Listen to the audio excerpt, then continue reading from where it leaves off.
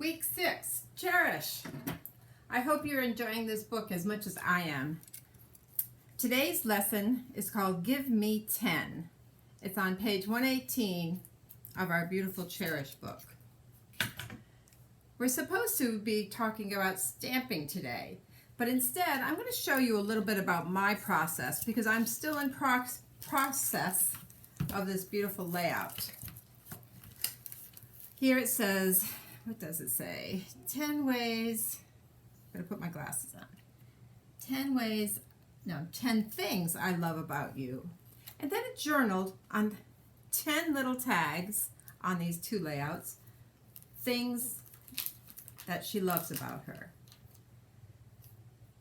When you go to the back of the book, there's clues for each page, and on the page 118, it tells you, or page about 118, it tells you to put something special on the tags to help accent your journaling.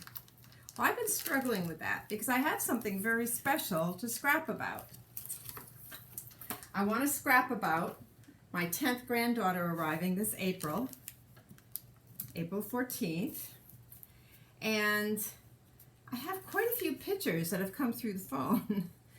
And this was when we first met our granddaughter. We were taking care of the 3 boys, and this was when they came home from the hospital. Sort of a stressful time because these 3 boys really wanted to meet little Violet, and they weren't really being great for Grams. So I was ready for the parents to come home from the hospital in the corona mess where I couldn't go in before. But I've been thinking a lot about this layout, and I'm not really ready to present it. So I'm going to do a little bit and show you my process.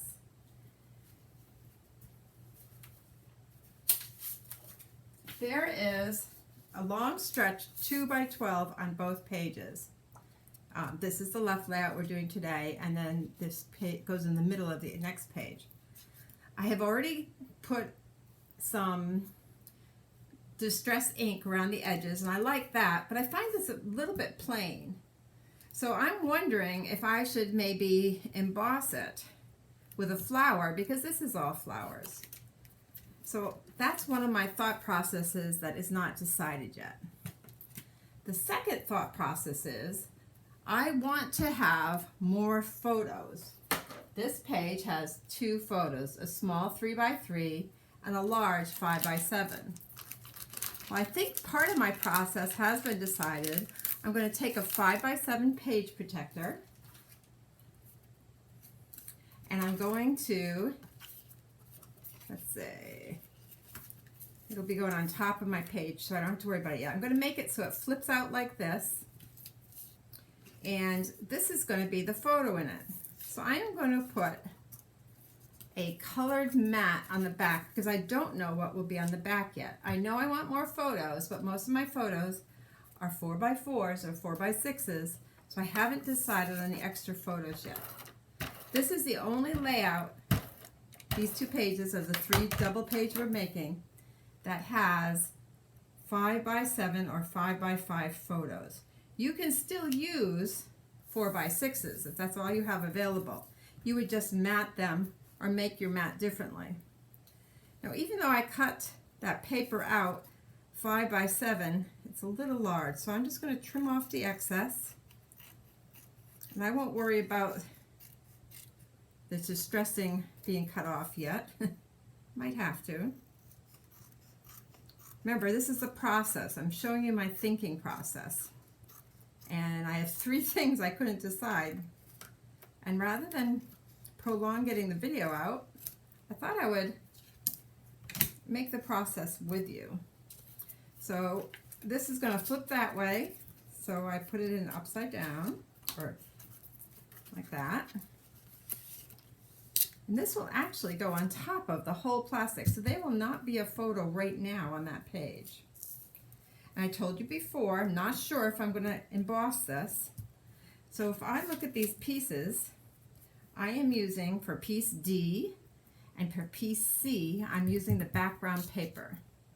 So right now, I'm not going to adhere A, because I think I might emboss it, but I'm going to adhere B. Okay. Now this is called being cheap. This photo is going like this. It's going to be covering that a bit, covering this a bit. So I'm going to cut this paper in half so that I can use that for something else. So it's 3 by 6. So I'm going to cut that in half. So I have another piece. Now, I am going to put just the little grid pattern there. And to position it correctly, I'm putting this where it belongs. And putting this, attaching this one. There we go.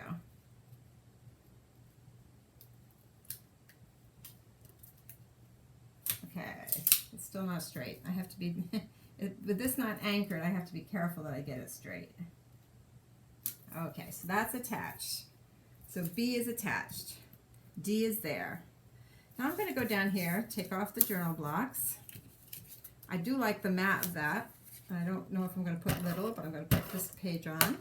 That's the boys giving, 2 of the big boys giving the baby a kiss. And now I'm going to put E on right in the corner.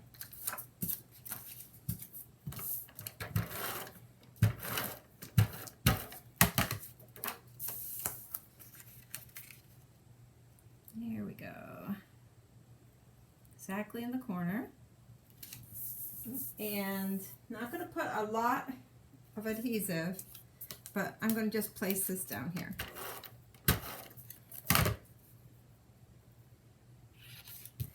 Now, we have this on. This is going to be on a flip-flop on the outside, and there's a exact size mat, a 1/4 inch bigger actually, that is going to be here. So I'm going to adhere this, but I'm not going to put any tape on this side, so I can slip this under.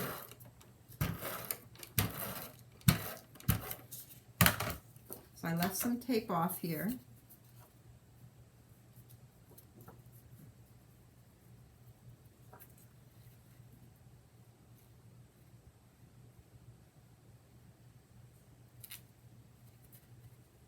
There, I want it overlapped on both sides. So now this can just slide in and out, and this goes on top. Okay, I'm going to get rid of the yellows. We know that that's brown. We know that's brown. We haven't dealt with this yet. So far, that's what I have. I have 2 photos, and there's going to be more underneath, and this. Now I want to talk about these little accents. It was going to be a stamping class, and I have a stamp that's called 10 Things. And this is 10 things that make today great, but I have many different sayings, and you can pick them. But here I just have tags to journal on, and each one has a number. So that could be one way you could journal. These are smaller, but it's just an idea. And these are 10 things I cherish. There's all sorts of different stamps on there. And I made some hearts to accent it. I think I like 10 things I cherish and 10 things that make today great. One of those. So you can decide what 10 things you want to talk about. I might put 10 things about meeting baby. I don't know. So I'm going to show you stamping next week and showing how one little stamp adds a nice little highlight. I was in my stash. You know, I've been cleaning up. And I found these tabs. I made tags. They all have numbers. And I have 9 tags. Well, this is 10 things, not 9. But I am considering using these beautiful numbers to go on my layout, or making a pocket for all these tags to go in that could be pulled out from the top. So now you see my dilemma. I have no idea how I'm going to journal this page.